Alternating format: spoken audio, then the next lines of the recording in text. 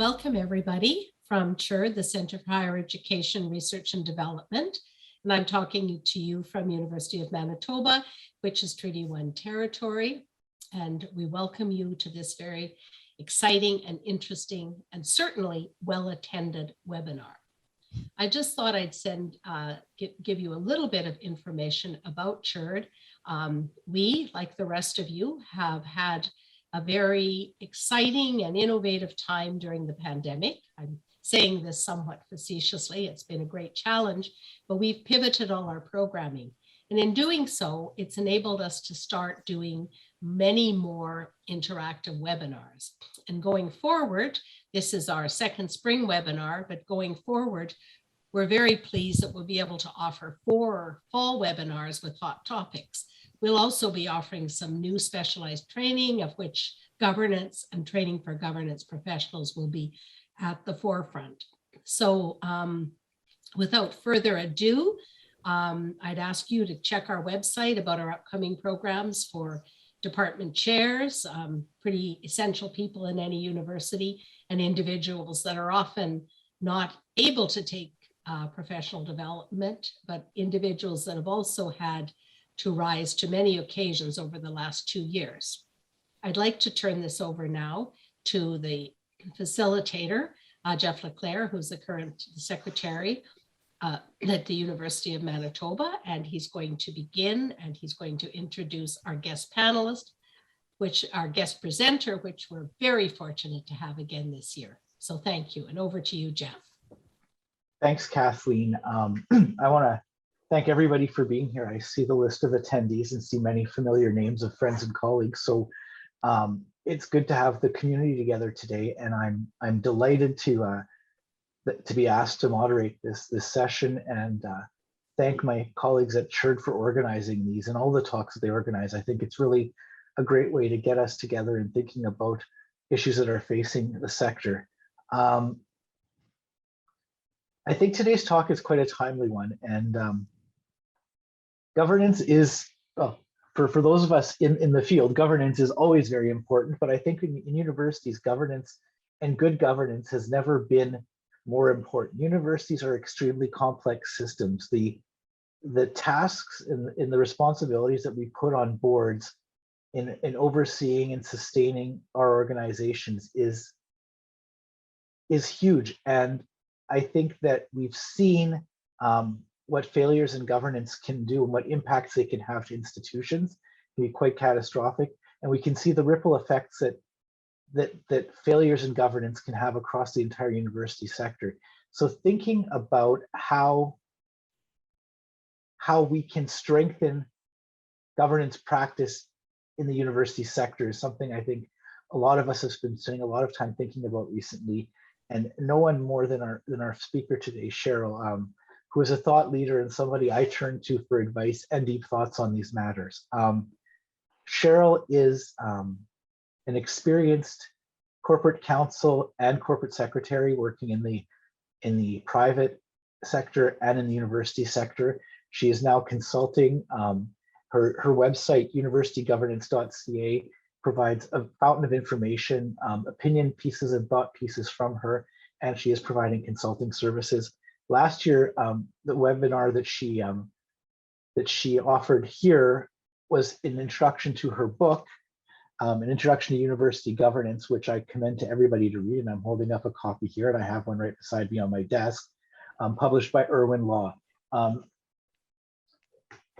Cheryl's, what she's bringing to us today is a thought about whether or not developing a standard for university governance is a possibility, and using the ISO recent standard on governance as a starting point. So with that, I'm going to turn it over to her. If you have questions during the session or at the end, please put them into the Q&A box, and I will facilitate those once Cheryl's had a chance to speak. So over to you, Cheryl. Thanks, Jeff. And I can't think of anyone better to be the facilitator of my panel. I guess panel of one, as Kathleen said.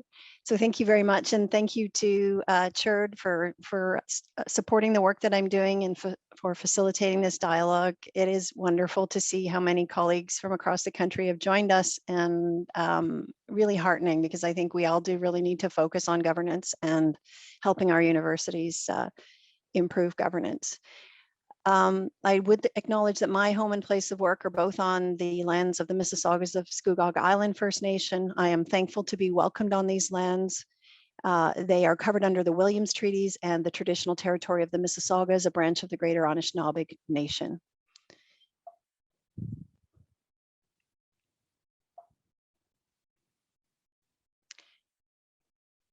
Before we go on, Jeff and I wanted to take a moment. As many of you know, we rescheduled the webinar from a few weeks ago because of the passing of one of our very valued colleagues, Becky Dinwoody. It was untimely and sudden and very, very difficult for all of us. So I wanted to take a moment to remember Becky as our treasured friend and valued colleague, and just acknowledge how much we miss her. I will note that it's sad, but Becky was one of the first to sign up for this, Jeff, and her name still appears on our registration list, which is both comforting and makes me sad, but glad to take a moment to remember Becky. So as Jeff said, this presentation, I do have a website, www.universitygovernance.ca, and there's a section called More from the Author, and that's where I will be posting a copy of this presentation. Chert is also recording the presentation, and anyone who has to leave or couldn't attend can also watch the presentation afterwards. So what am I trying to accomplish today? I'm trying to give a sense of an awareness of the broader governance context. As Jeff said, I have a background in public company, private company before I joined the higher education sector, and worked fairly extensively in governance in that context. And so I want to talk about that as a context in which we're working, talk a little bit about ISO 37000 and how I think that can help us as in universities, introduce the concept of university governance best practices regime. And I think, as some of you know, I'm a big proponent of institutional autonomy, and I think that governance is a path to institutional autonomy. And so I also want to encourage government to stand back from university governance. So what exists outside the university sector? Who are the key organizations that govern the or have opinions on governance? The first is the Canadian Securities Administrators. And as some of you may know, all of the provinces and the territories are responsible for their own securities regulation. But securities regulators from each province and territory have teamed up, and they formed the Canadian Securities Administrators, or CSA for short. And the CSA is responsible for developing a harmonized approach to securities regulation across the country. And they've developed what are called national instruments, which include non-mandatory corporate governance guidelines for companies participating in Canada's stock exchanges. And so, as I say, while the guidelines aren't mandatory, what is mandatory is disclosure about whether or not the companies are in compliance. And that effectively enables shareholders, so people are investing in listed companies, to know all they need to know to make decisions as to whether to buy shares or sell shares in a company. So CSA is one. Toronto Stock Exchange group of companies is another. So to participate in the exchange, companies have to disclose the status of their compliance with the CSA national instruments. Then we have the Canadian Coalition for Good Governance. The CCGG is a preeminent corporate governance organization in Canada, and it's really the voice of institutional shareholders. So it also is a thought leader in governance best practices. And then many of you may be familiar with the Globe and Mail board games. This is an exercise that the Globe undertakes annually. The Globe's developed its own methodology, its own way of assessing public companies, and it issues a full component of its newspaper every year, ranking companies according to their governance. And I can say that when I was in the public company sector, the introduction of the board games and the sunlight that was shone on corporate governance practices by the Globe and Mail certainly had an impact on the sector. Outside, so internationally, you have the OECD. So the last time the OECD updated their corporate governance standards was in 2015, and they have a set of 6 governance principles. that they apply to organizations. And I will just say that I've got at the very end of the presentation, I have more information about the positions and the standards that each of these organizations subscribe to. So if you get a copy of my presentation, you can see the individual sort of areas that they comment on. And so I'm not going to go into great detail here, but I just wanted to give you a sense of what's out there. In addition to this, many of you will be familiar with organizations like the Institute for Corporate Directors. You might be in, or the Directors College at McMaster. Those bodies are both focused on training directors, but they're also thought leaders. They promote and are proponents of good governance. So there's a lot of work that's being done outside of our sector on good governance. And I'm going to talk just briefly about what all of these organizations say. I will say that each takes a slightly different approach. The themes and principles that emerge, though, are fairly common. Keep in mind that as I'm talking about it, these organizations are focused on the fairness of our markets, so our stock exchanges, and they're of application to shareholders or companies with shareholders or listed on stock exchanges. So what do the organizations say about the role of the board?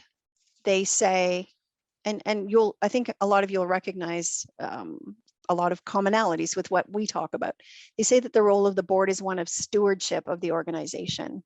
They say that it's part of the board's responsibility is to ensure a code of ethical conduct and high ethical standards, to oversee strategic planning, to oversee risk management and compliance, to ensure that there's good succession planning, both at the board level and within the organization, particularly the executive level, to ensure a good governance framework and governance oversight, financial sustainability, overseeing annual budgets, overseeing major capital expenditures, tracking and monitoring the performance of the organization over time, performance management. So looking at the performance of the organization, but also of the CEO and the senior leaders, setting objectives and measuring those performance, measuring their performance, ensuring clear delegation so that as the delegation of authority comes down from the board and flows through its committees and to other members in the organization, is that delegation clear? And is there accountability for the exercise of that authority within the organization?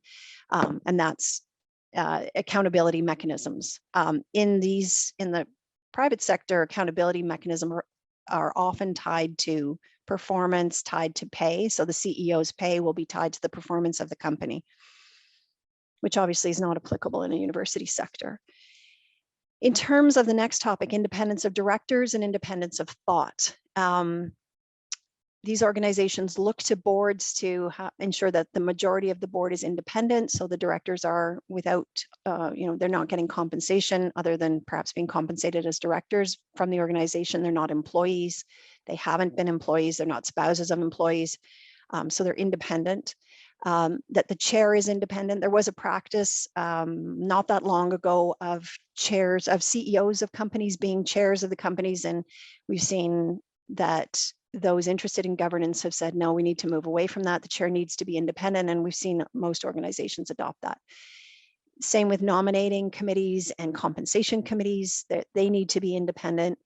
Another thing that these parties focus on is interlocks. Interlocks are, it's a situation where you'll find, let's say Jeff and I serve on 5 boards together. That would be an interlock. And they're frowned upon because they're thought to encourage a lack of independence of thought, so that the governors all start to think the same way and act the same way. So interlocks are discouraged. And then the other piece that is part of independence is ensuring that there are in-camera sessions without management. Those are themes emerging from in the context of the second bullet, independence. The third bullet, board practices. These organizations are looking for written mandates for the board and for their committees. They're looking for good orientation, onboarding, continuing education. They're looking for a skills assessment process and a use of skills matrices to recruit board members, and looking at things like keeping an evergreen list so that you always have a pool of board members from which to draw. They're looking at practices to achieve diversity. looking at board evaluation processes, board succession plans, position descriptions for the board chair, committee chairs, and the CEO, and then clear expectations around attendance and competence for directors. In terms of governance practices for audit committees, again, we're looking at independence, and we're looking at ensuring that there's a charter or a terms of reference. We're looking at financial literacy and the authority to hire independent either legal or other experts to support the audit committee. And they're looking at whether the audit committee is fully disclosing adherence to good financial oversight practices. With respect to shareholders or stakeholders, you see in the public company sector, accountability through votes on say on pay, and that effectively means that a company will put its executive compensation practice or regime to the shareholders, and the shareholders get to vote on it. There's emphasis on respecting shareholders, on ensuring that there's evidence that shareholders are considered, or stakeholders are not just shareholders, but also stakeholders are considered when boards are making decisions. There's an emphasis on ensuring that there are communication mechanisms. So they're looking at things like, 1-800 disclosure lines. There are, the chair is communicating, so might be an annual letter to the shareholders, and many more things like that. So they're focused also on the relationship between the board and shareholders and stakeholders.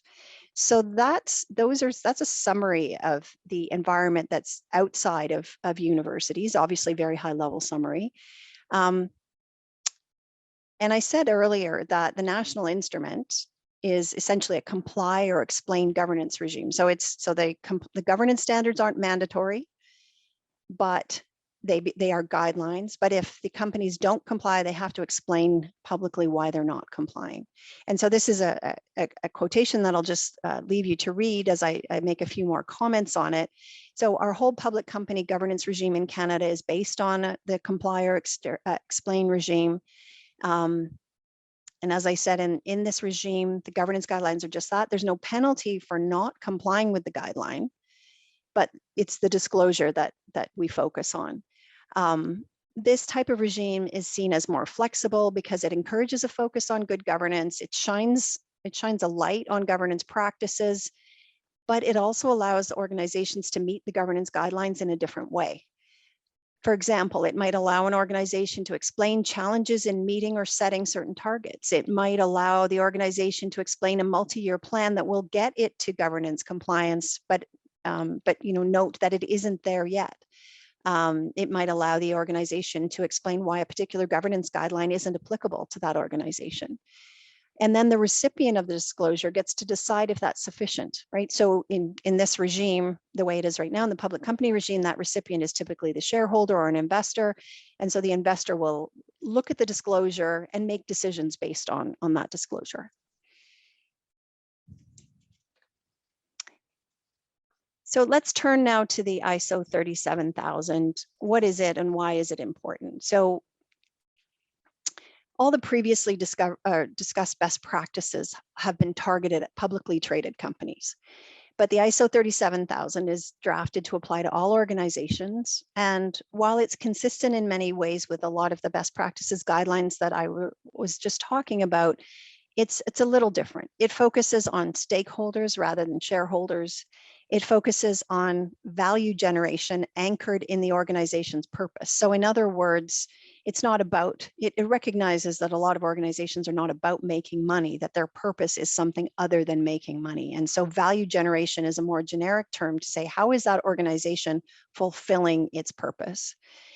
It incorporates considerations of sustainability, the natural environment, and society. It's comprehensive, it's thoughtful. I'd encourage those of you who are really interested to read it. It's when you first read it, it takes a while, but there's a lot of thought behind it. It's more robust than a lot of other guidelines that we see. And it can be used by any organization. It could be, so I'm going to argue, it could be the foundation for a set of best practices for universities in Canada. And so I'm not going to go through this slide here, but I will talk a bit more about the guidelines. I've just provided some quotations about what it says good governance is. I like the definition that it defines governance as a human-based system by which an organization is overseen. I think when we talk about governance, people often don't know what we're talking about, but it is really, that's exactly what it is, a human-based system by which we oversee organizations and we hold them accountable. I won't spend any more time on that, but let's go to what I think universities might like about the ISO 37000 guidelines. In the first instance, there's a focus on sustainability, and this is what it means under ISO 37000 is that you achieve sustainability when an organization generates value in a manner that meets the needs of the present without compromising the ability of future generations to meet their own needs. I think this is in line with a lot of with the values that universities adhere to.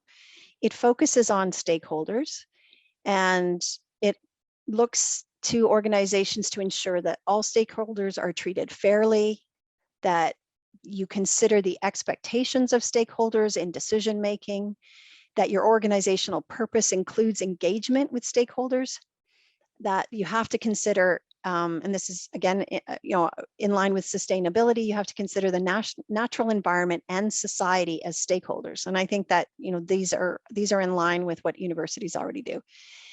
So ISO 37000 also sets out 11 governance principles, and the primary principle is around purpose and basically calls for organizations to clearly define their reason for their existence and their values. The foundational principles are value generation, and as I said earlier, that's effectively the fulfillment of the organizational purpose in keeping with values, natural environment, social and economic context. Strategy, the governing body is to direct and engage with organizational strategy. Oversight, the governing body has to oversee organizational performance so that it meets the governing body's intentions for and expectations of the organization, its ethical behavior, and its compliance obligations. And accountability, the governing body demonstrates accountability and holds all to whom it delegates accountable. So those are the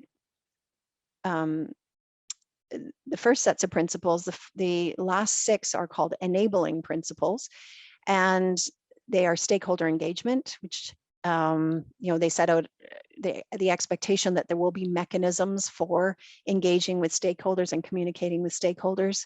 With respect to leadership, they're looking to the governing body to lead ethically and ensure ethical leadership throughout. With respect to data and decisions, and I really liked this one in particular, there's a recognition of data as a valuable resource for decision making. So it's looking for boards and leaders of organizations to ensure that their decisions are informed and based on data.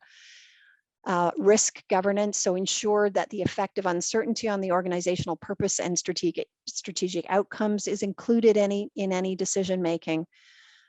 Social responsibility, decisions are transparent. They're aligned with broader societal expectations. You can see how a lot of these things really fit well with universities. With respect to viability and performance, the governing body ensures viability and monitors the performance of the organization over time. And then there's a long list inside ISO 37000 of key aspects of practice for all of these principles. So they're broken down. So that's an overview of the guidelines. And so the next question is it possible? Is the adoption and implementation of a set of governance best practices for those of us in universities possible? And I say yes. Heck yes, is what I've got in my notes actually. So, and here's why. I'd say many other complex organizations are doing it. So why can't we? Why would we not want to advance our governance and be accountable for our governance? Why would we not want the opportunity to provide more value as a better governed organization? And some of you may say, well, we are well governed, and I think many universities are well governed. I agree with that, but governance best practices are evolving, and even well governed organizations should be engaged in continuous improvement. We know that standards are changing with respect to diversity, with respect to climate, and many other things. And I guess the other reason I'd say it's possible is that I think many of my colleagues who are out there today, you're already implementing a number of these practices. And I think that we're all capable of evolving to accommodate even more. So, you know, you see across the country that audit committees of universities have adopted financial literacy as a standard. You are often a lot of you are engaged in really solid board orientation and education practices. A lot of boards and senates do self-assessment. There are skills matrices, there are role descriptions. And so there are a lot of things that universities are already doing that provide a foundation for continuing to evolve our governance. In terms of what complicates it, in my humble opinion, I'd say the first barrier, and I think some of my colleagues, we've had discussions recently in Ontario about this in the context of Laurentian and the Auditor General's focus on Laurentian. Our uniqueness certainly complicates it, as each university has its own legislation, its own bylaws, its own traditions, its own labor relations environment. And so I think the fact of that complicates it. And I also think our perception of how unique each university might be will complicate it, right? Whether or not we're willing to adopt, whether or not we think that as our university could subscribe to a set of standard practices. Another complication to me is that I'm not sure that, I think I'm probably preaching to the choir today, but I'm not sure that governance is a priority for our universities. You know, universities are constrained, financially constrained environments, and I'm not sure that there's been an investment in governance or clarity around governance as its own goal inside organizations. And that's something I've never really understood. If you think that governance is really just about effective decision-making and accountability, then examining governance really is a priority. Making sure that we are effective is a priority. Another potential complication is the complexity of the university governance environment. And I think it becomes a complication because it's that complexity that makes it hard for board members to volunteer board members to understand the environment. And so perhaps that gets in the way of us adopting a set of governance practices. I've got university board independence there. And what I mean by that is my observation, and one of the reasons I actually wrote my book was that I observed that board members, because they don't understand the sector, because the governance concepts are complex, because things like academic freedom and bicameral governance or even shared governance, they're not intuitive concepts. It takes a while to understand what they mean. That lack of understanding leads to a lack of confidence among board members. It may lead them to lean too heavily on their presidents and their administration, and perhaps not exhibit the kind of independence that we would hope that boards would exhibit. Then, are universities open to greater board effectiveness? I think I've seen, you know, there are presidents certainly that support it, but there are certainly presidents that prefer their boards to be fairly hands-off and not active about governance.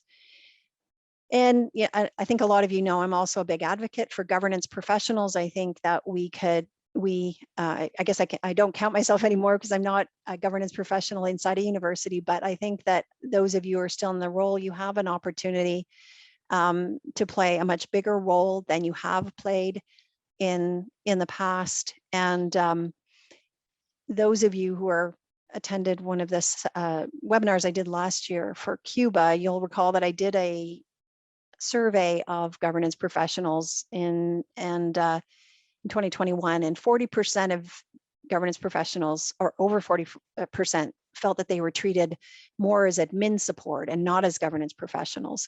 And more than 60% said that they could contribute more to the effective running of the university if their roles were understood and valued.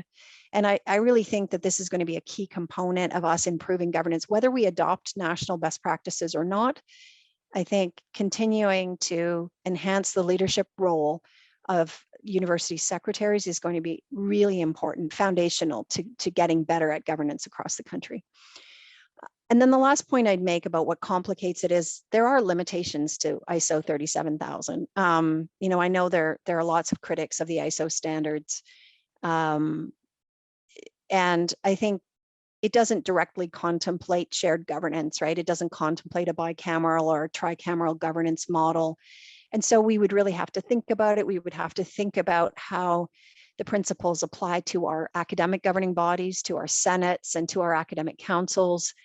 And you know, there are a list of questions that I can think of that we would have around ISO 37000. And I'm not saying we adopt it. I just think that it really gives us a good foundation for thinking about how we would come at a set of governance practices for universities in Canada.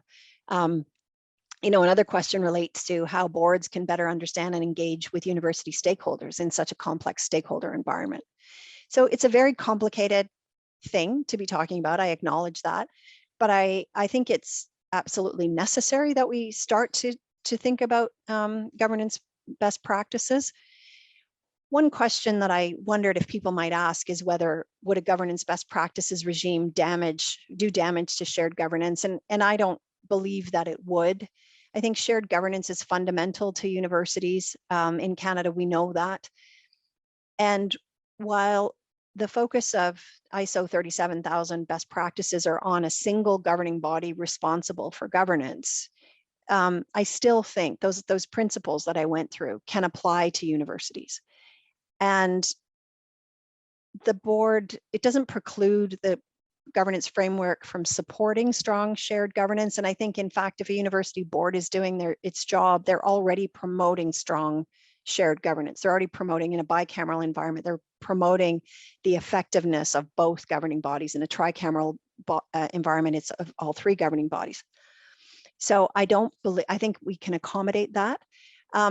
And as I said, I think that the shared governance principles align with principles of good governance. So we can't argue, I don't think, against role clarity of the governance players.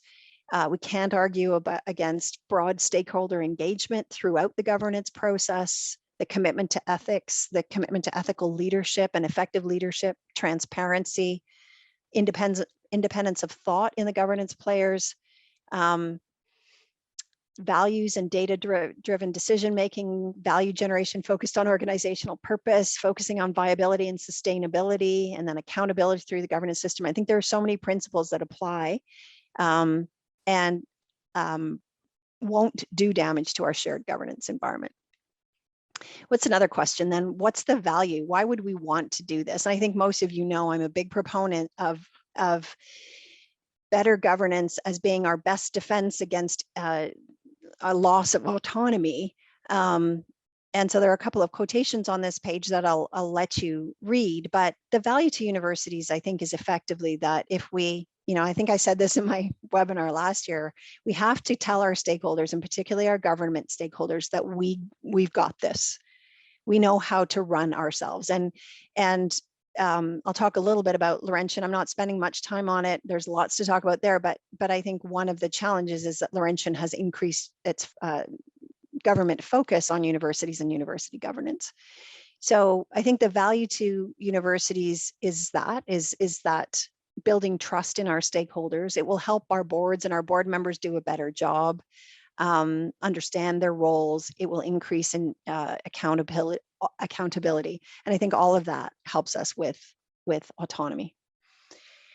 You'll recognize this quote. I've used this one before when I'm talking about autonomy. It's that, I love this quotation from Peter. It's Peter McKinnon. It's about finding the right level of engagement between government and universities.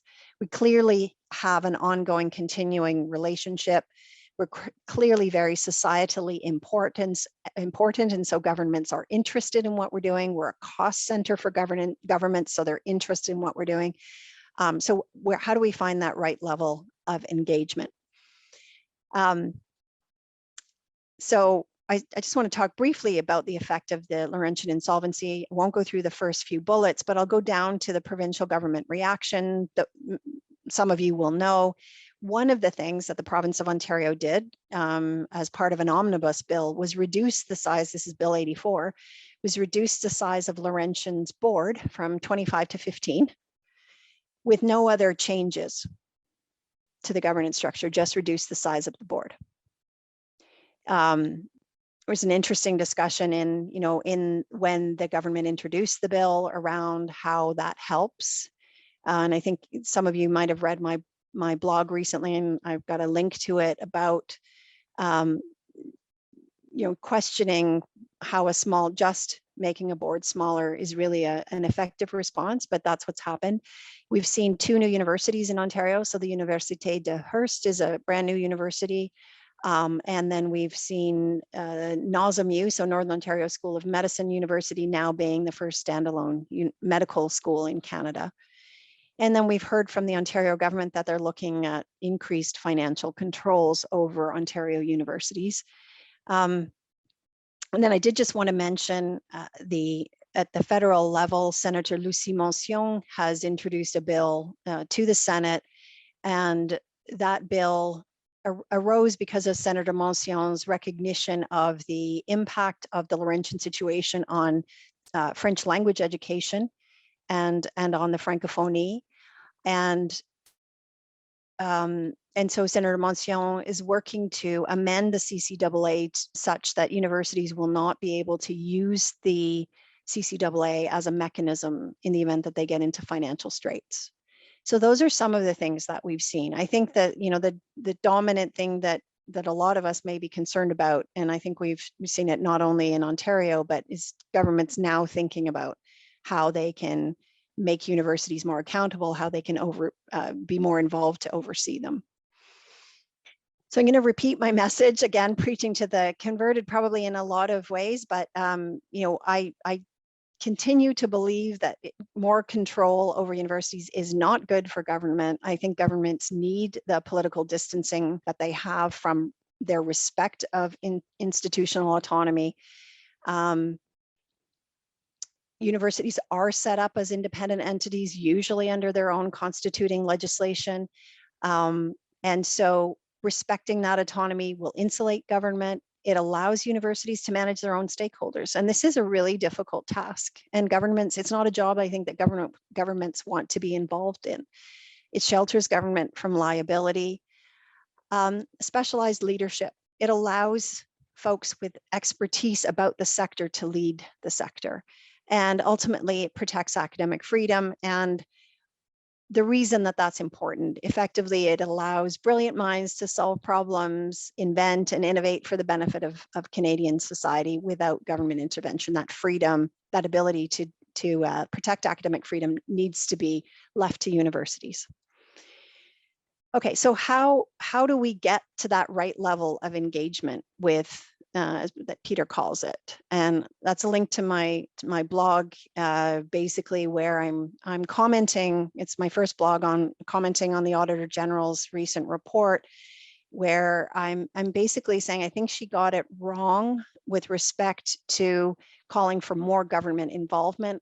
And my message is that the government has a very significant degree of influence and control through any number of mechanisms right now, and that more is not needed.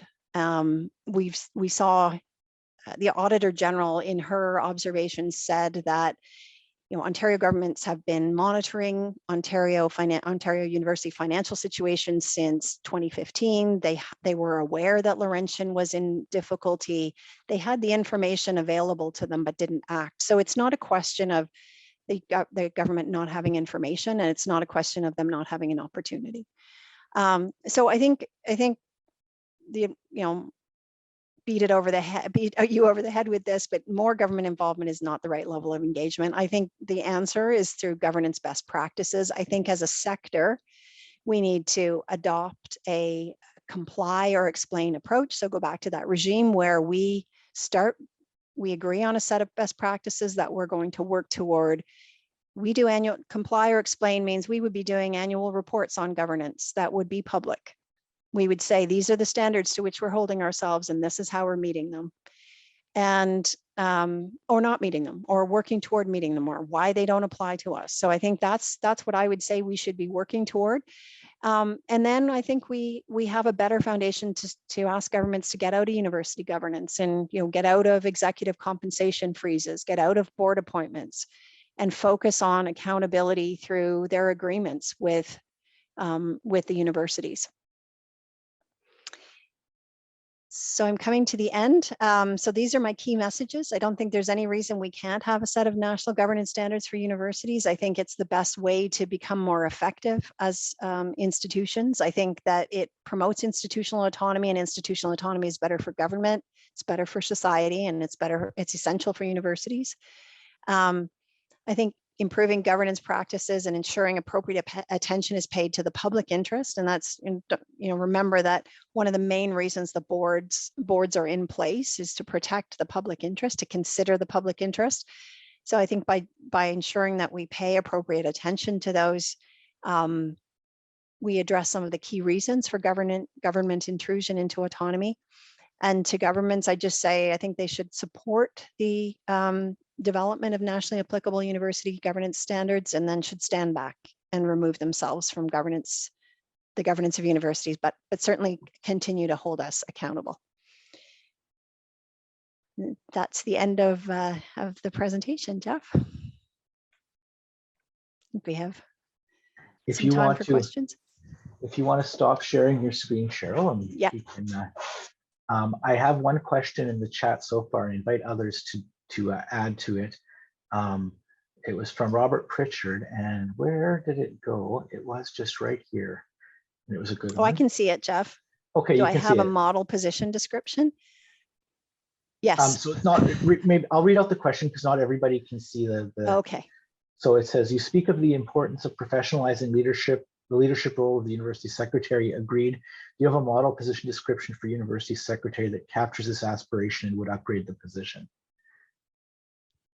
I do. I would say that probably my position description when I first started on Ontario Tech captures that. And I think that actually is a great project. I know a number of colleagues have reached out and said they'd love to be part of a a committee, if we're going to form a committee to talk about national best practices, that they would love to be part of a committee. I think this would be a great initiative. And I can add to that. In 2020, the Auditor General of Manitoba issued a report on board oversight and board or governance and oversight of post-secondary institutions. And one of the recommendations to institutions was that the university secretaries report directly to the boards, and that the board approved position descriptions. So that led to a lot of us updating ours, and I went through a process with my institution and having the board approve it. So I have one too, and I think it speaks to that role, that leadership role in it as well. So there are some out there, but I know I've talked to colleagues too, and I had colleagues who helped me in that regard. Yeah, and Jeff, I think that's really important, that dotted line, their dotted or solid line reporting relationship to the board. And I think I'd go beyond that. I think the board needs to be involved in hiring secretaries, and also in making decisions around termination. I think the board has to recognize that the secretary plays a very key role in ensuring that they have appropriate insight into the organization, and that the right things are brought to board, and the board gets advice around jurisdiction. There are a lot of roles that university secretaries play that I think, and I think boards don't always appreciate that they should be involved in both hiring and termination decisions. Okay, great. Couple more questions. Sherry Drummond from the University of Toronto. Do you think maybe there's a role for CUBA, which is, for those who aren't members, the Canadian University Boards Association, to articulate a set of principal standards that all CUBA member universities could sign on to? And this could be one approach. Sure, I think that's a great idea. I do think I think CUBA is probably the best positioned in Canada to facilitate this kind of an approach and take a leadership role. So absolutely, I think there's an opportunity there.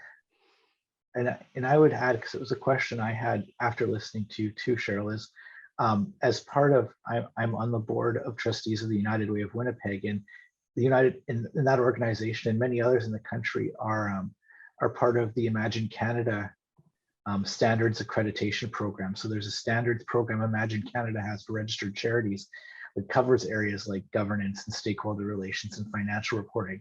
geared towards charities, which universities also are, and it may be another starting point to work from in some of this too. Yeah, absolutely. And I know that work has been supported by a number of foundations.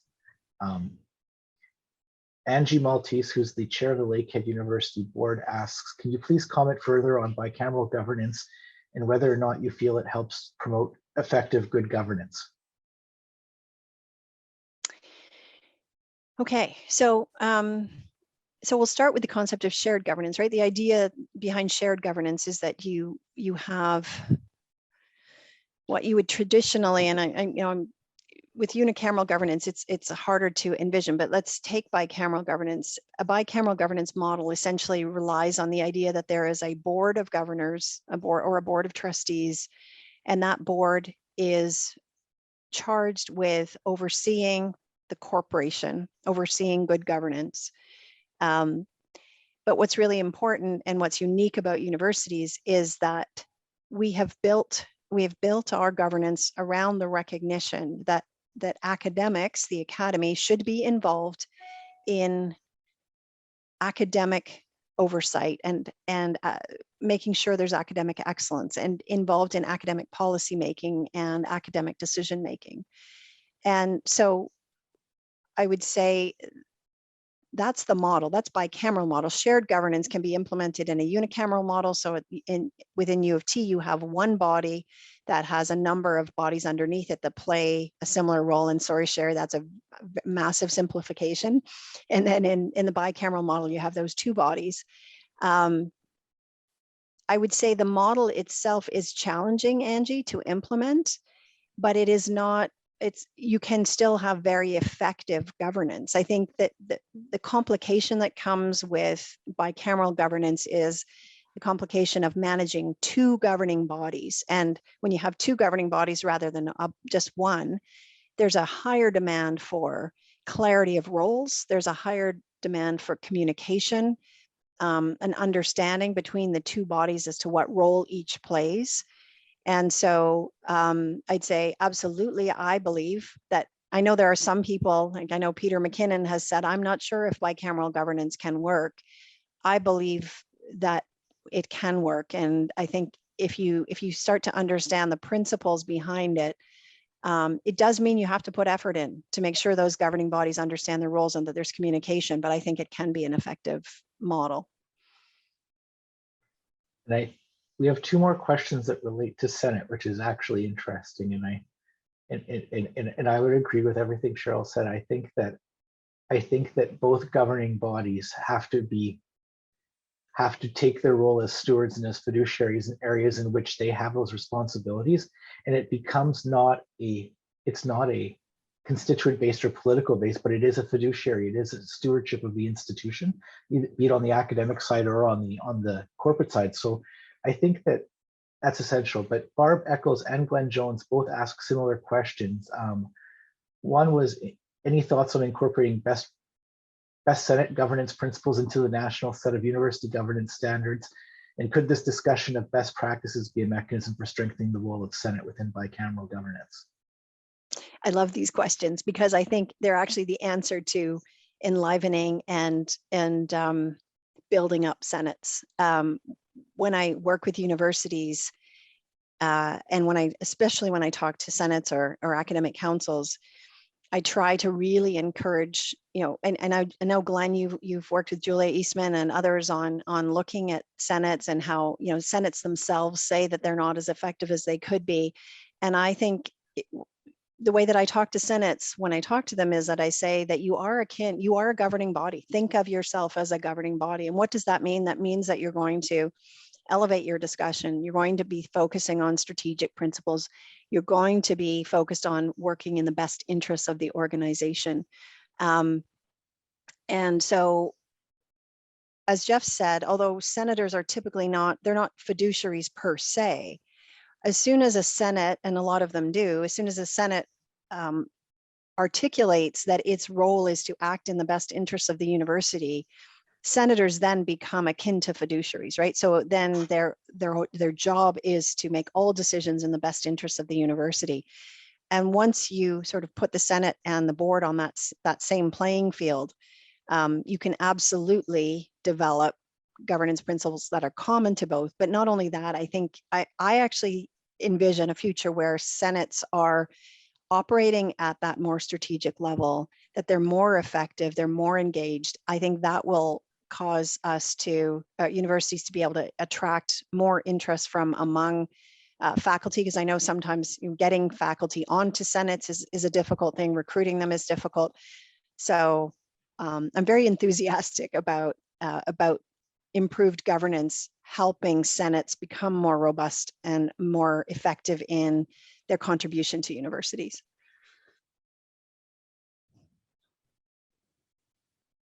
Are there other questions?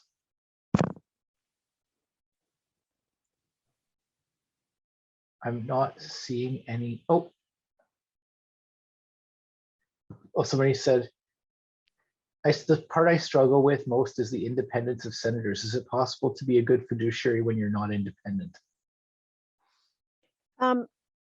No, it's not. And so, well, and senators can't be independent, right? They're employees of the organization.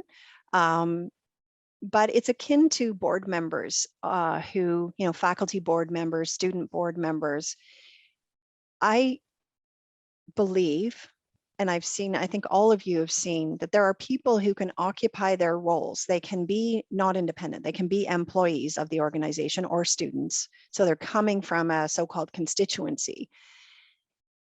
But they effectively navigate. They understand that when they come to the table, they're there to bring the perspective of that constituency and educate their fellow senators or their fellow board members about the perspective and the potential impact of decisions on that constituency. And and it's not a but, and at the end of that discussion, put their neutral hat on and say, my decision making here has to focus on the best interests of the university, considering all the stakeholders. Right. And so I think people struggle when they're not independent, when they are inside. It's a harder job to take off that constituency hat and put on your independent hat. But if you use a stakeholder framework, if you start to think of decisions through the lens of a stakeholder, so you're not just thinking, if you're a faculty board member or you're faculty member on Senate, you're not just thinking about the decision from the perspective of the faculty, but you're thinking about it from the perspective of students. You're thinking about, well, what's the financial impact? How will this play with the government as a stakeholder? How will our donors think about this? And you start to think about the decision from the perspective of all of the stakeholders affected, I think you can bring a level of independent thought. And I think it's hard to do, but there are people that do it well. And I think it's a question of creating a culture around either the board table and or the Senate table, where you're elevating that and communicating clearly that that's the expected behavior. That's that independence of thought is expected when you're sitting at the table. And I think I would add that I often talk about the role of academic collegial governance as being that the structure was set up to place the authority for decisions in certain areas with the people best equipped to make them. So in academic areas, largely academic body has that expertise, but that's a unique kind of element of university governance that I think is really important. And part of that stewardship role for senators is exercising that with some independence of thought and in the best interests of the long term of the university and its stakeholders. So it's building out what Cheryl says, but it's certainly that having that authority that's in Canada, it's enshrined in the legislation that senates have authority in academic areas. In the United States, senates are largely creatures of their governing boards. So it's protecting that structure because it's a unique and it's an important, I think, characteristic of universities in Canada. So it's protecting that, and the best way to protect that is to engage in responsibly and diligently undertaking that. I'm going to say last question before I close it up because I want to keep mindful of the time. Tim Tang asks, what's your perspective on how institutions should respond to the multiple external pressures impacting university governance, given that we're seeing legislated reform of board governance and or suggestions of performance reviews by external bodies? So Jeff, I'm going to go rogue because I want to answer Glenn's question. Oh, So- and Glenn asked, is there anyone who's not a stakeholder? Okay. Which is So in response to Tim, existential kind of question. in response to Tim, I would say that I think we're in a race. And I think those of you know, I mean, when I wrote my book and when I did my webinar last year, I think we're in a race to take control over our own governance and communicate that we're taking it seriously and we're doing it effectively. And Tim, I know that what you're saying, I know the Nova Scotia government is doing a review. You know, we've seen there's just a lot of attention on governance right now at universities. And I think a lot of it precipitated by Laurentian. So I think we have to play the long game here. I think we have to first start by saying, yeah, let's get a hold of our governance. Let's agree that we will set a set of national standards or even provincial standards if we can't get to national, but a set of standards, if Cuba can do it, disclose against them, start working toward them, start building trust. And then we're going to be in a position, I think, to start saying to government, you know, I think some of the stuff I said, like get out of appointments, right? Stop LGICs or OICs. That's a pretty radical thing to say to government. I don't think we can say it until we have demonstrated that we're committed to good governance. Okay. And then Glenn, I would say there probably are folks who are not stakeholders. And what I always say when I'm trying to help boards or senates make decisions is that each decision has a different set of stakeholders. And so you don't have to think about everybody for every decision. And I don't know if that's your point, but one point that you're making, I think, is that there is a broad set of stakeholders for universities. Absolutely. We have a lot of stakeholders to think about and serve. But some are more important than others, depending on the kind of decision. Obviously, if you're deciding tuition, you know, students become your primary stakeholder. Other policies around donors, your donors. So that I think what's important for governing bodies, both senates and boards, is that when they're thinking about those decisions, they're thinking about, okay, who does this decision affect and how? And the law allows us to prioritize the interests of those stakeholders and think about some more than others. So I don't know I hope that's getting to your question, Glenn. Okay, I'm right. back. Okay, thanks, Cheryl. I'm going to stop it there because I'm mindful of time. I want to thank Cheryl for a thought-provoking discussion. As I was listening to Cheryl talk and the possibility of the community working at developing standards for governance at the board level and maybe at the university level, I'm thinking back to over 50 years ago when the university community created the Duff-Berdahl Commission to look at what governance at universities looked like and helped chart and define the course that's set universities to where we are now.